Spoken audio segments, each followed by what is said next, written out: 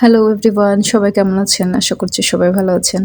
আজকে খুবই সিম্পল একটি রেসিপি নিয়ে এসেছি, আর সেটি হচ্ছে লতি চিংড়ি। এটা সবারই ফেভারিট আমি জানি, এবং কি আমারও। একজন এক একভাবে রান্না করে, আমি যেভাবে রান্না করছি সেটা আপনাদের সাথে শেয়ার করছি। রসুন, লবণ, হলুদ, গুঁড়োমরিচ এখন ভালো করে মাখিয়ে নিচ্ছি। লবণ দিয়ে একটু ভালো করে মাখিয়ে নেবেন, যেন পেঁয়াজ আবার হয় কি তাকিয়ে থাকে আর কি, বড় বড় করে। আমার মতো তেল আর চিংড়ি দিয়ে এখন মাখিয়ে নিচ্ছি। মাখিয়ে চুলায় বসিয়ে দিব। চিংড়ি কষানোর জন্য অল্প পরিমাণ পানি দিয়ে দিচ্ছি।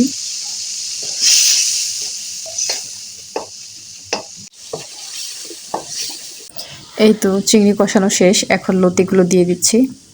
তো আমার মতো যাদের অ্যালার্জি আছে তারা লতি সিদ্ধ করে নেবেন 1-2 মিনিটের মতো, তাহলে আর গলা চুলকবে না। কারণ আমার তো অনেক গলা চুলকায়, এই জন্য আমি একটু বয়েল করে নিয়েছি। লতি সিদ্ধ করে নেওয়ার আরেকটি প্লাস পয়েন্ট আছে, সেটি হচ্ছে সবুজ কালারটা থেকে যায়। কারণ আমরা অনেক সিদ্ধ করে ফেলি, তখন কালারটা চেঞ্জ হয়ে যায়, কালো কালো দেখা যায়।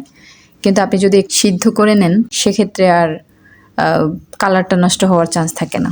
ও আরেকটা জরুরি বিষয় যেটা খেয়াল করবেন সেটি হচ্ছে নাড়াচাড়া কম করবেন, কারণ এগুলো তো এমনিই নরম।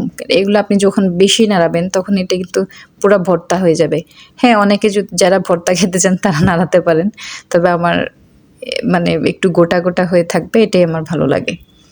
তো আমার রেসিপিটি কেমন লেগেছে কমেন্ট করে জানাবেন প্লিজ। আপনারা একটা কমেন্ট করলেই আমার উৎসাহ বাড়ে ভিডিও করার। যদি আমার এই ভিডিও দেখে কেউ ট্রাই করে থাকেন তাহলে আমাকে একটু কমেন্ট করে জানাবেন, তাহলে আমি খুশি হব। আর অনেক ব্যাচেলর আপুরা আছেন যারা অনেকেই রান্না করতে পারেন না, কিভাবে রান্না করতে হয় সেটাও জানে না। এই ভিডিওটা আমার তাদের জন্য করা। আবার অনেক গৃহিণী আপুরা আছেন যে ওনারা তো সবই জানে, আমার বলার কিছু নেই বা দেখানোর কিছু নেই।